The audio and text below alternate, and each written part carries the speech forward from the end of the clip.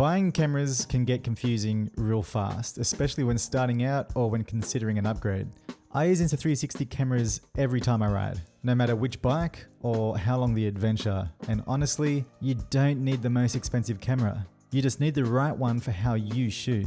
And because Insta360 are currently having a Black Friday sale, plus a free mic air if you grab the X5 using my affiliate link in the description below, I figured that this is the perfect time to show you how I use each camera and which one I'd recommend for your riding and filming style. We've got 5 sexy action cameras right here. First, we're going to start off with the Ace Pro 2 because that's the generic action camera that we're all kind of familiar with. No 360 business going on here. It's your standard point and shoot camera. This is the camera I use on my helmet all the time. Stick an ND filter on, dial in your manual settings, and you get buttery smooth riding footage just like this. Mic adapter into the side. I can plug my mic that's in my helmet straight into this. You can choose your volume level. So if you're clipping, you can bring it down a little bit. You can also pair it to your Cardo and vlog that way. And you can actually blend the audio between the outside microphone here and the Cardo microphone in your helmet. So you can have a bit of atmosphere, it doesn't sound so dead. If I pull over to the side of the road and I feel like I need to vlog or something, I can quickly just undo it.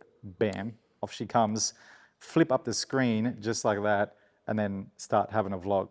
You can also put on voice isolation mode, so it picks up your voice better, cuts out more background noise. It's got wind reduction. Battery, I probably go through maybe like 2 batteries max on my big adventures when I'm out there and I'm filming quite a lot. And it's usually around midday, you just replace the other battery and you're good to go for the rest of the day. Pretty much, most of the time. It shoots up to 8K, 30 frames a second. It also only weighs 177 grams, so it's not too heavy on your helmet. There's also an L-mount bracket you can get for it separately. Stick that vertically, and then you can get all your short form content that way for your Reels and YouTube Shorts and all that kind of stuff. And then don't forget the delicious night quality that this thing takes. Gone are the days where filming at night looks garbage. This thing looks incredible. So happy with using this all the time. I also have one of these mounted on my handlebars as well. It's perfect. You flip up the back and you can frame yourself so nicely. There's no messing around with 360, so you can just hit record and you get what you get. There's also a whole bunch of other accessories that I've just started coming out that I've been seeing, like the whole camera kit and printer and all that sort of stuff. They're really maximizing all the benefits from the Ace Pro 2, which is pretty cool to see. And I mean, even with all the rest of their cameras, go on their Insta360 accessories store and check out what's available for these things. It's pretty cool. The Ace Pro 2 would suit the people who would like a fixed position, simplicity with vlogging. If you want to get different angles, you can move it around the bike, obviously, but you got to make sure that you got the shot right. Make sure you've framed it all up nicely, hit record, go for your ride, and then you've got your one angle. It can get a little bit finicky. Back in the day, that's how I used to do it, but then Insta360 came along with their 360 cameras, and then that's when everything changed. So moving on to the X3. So the X3's dual lens camera. It's a 360 camera. If you're not familiar with 360, basically it shoots 180 at the front, 180 at the back, and it stitches basically a sphere. It's filming a sphere around it all the time. And then you can go in later and reframe and export whatever you want.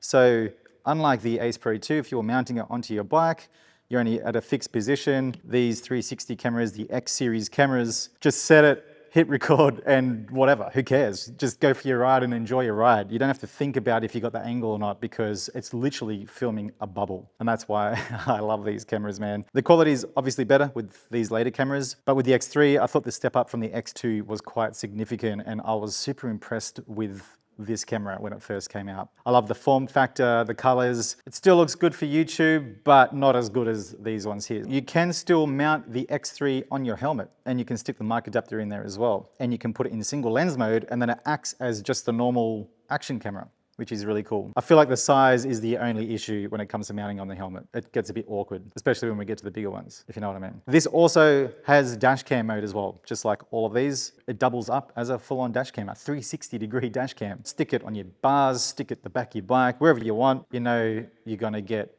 all of the action all of the time. So for the X3, if you're just looking at doing Reels on a budget, who wants to try out 360 cameras, who would like a dash cam on their bike as well, but can also use it as the main vlogging camera. X3 is the way to go there. The form factor of the X3 was what I loved most and what I missed most with the X4 and the X5. When they were releasing the X5, they actually reached out to me and were like, what would you like to see with the X5? First thing was make it smaller so it doesn't bounce around on the selfie stick so much. That's why I was super impressed that they developed this little guy, the X4 Air, which I'll get to soon. The X4, basically everything that the X3 has, but beefed up. We're talking 8K, 30 frames a second max, and that's a big step up from the X3, which was 5.7K, 30 frames a second. Step up in battery, step up in durability. We've got a new 5nm AI chip in here, but with more functions comes more weight. It's actually the heaviest out of them all, but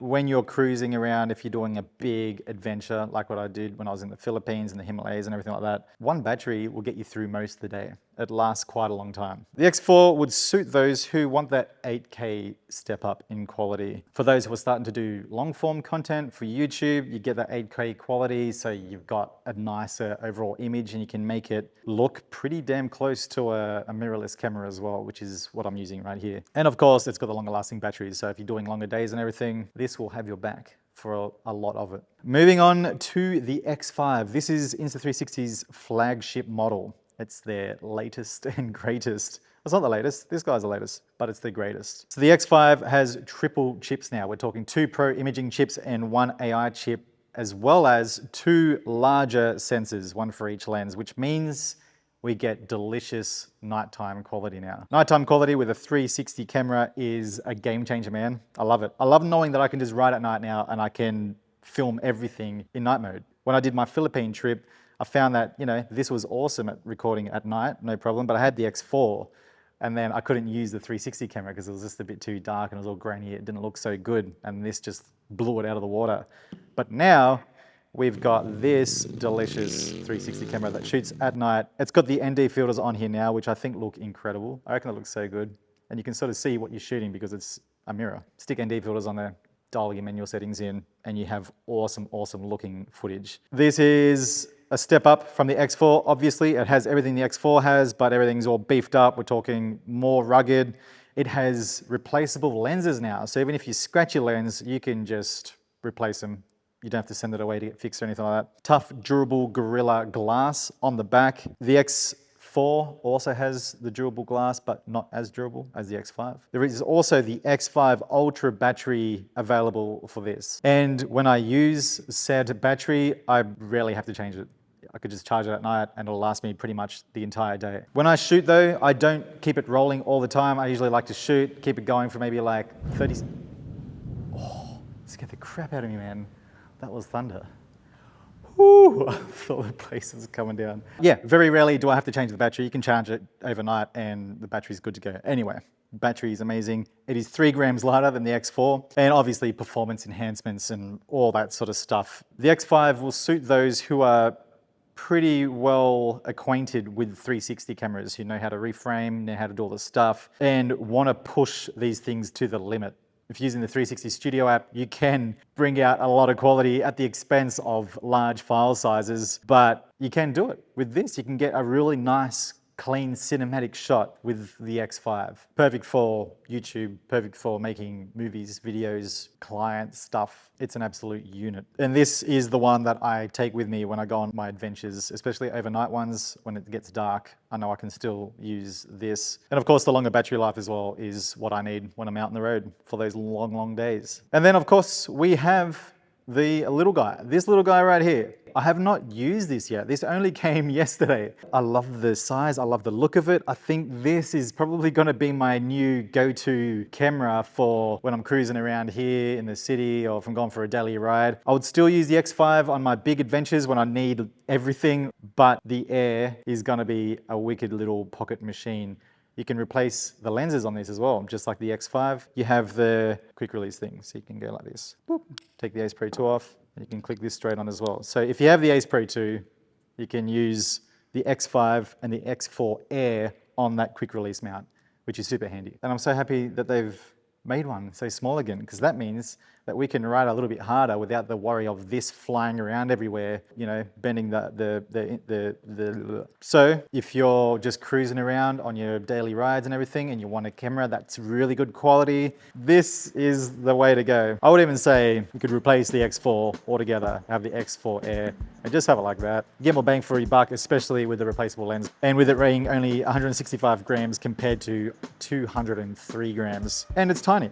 It's so much smaller. It's crazy smaller. Anyway, if you've been looking at getting an action camera or a 360 camera, now's the time to do it. Take advantage of this sale, guys, and get yourself a free mic Air while you're at it using my affiliate link in the description below. A big thank you to Insta360 for sponsoring this video. Thank you so much for watching. If you have any questions about these cameras, drop them in the comment section below. I'll try my best to get back to as many as I can. So here you go.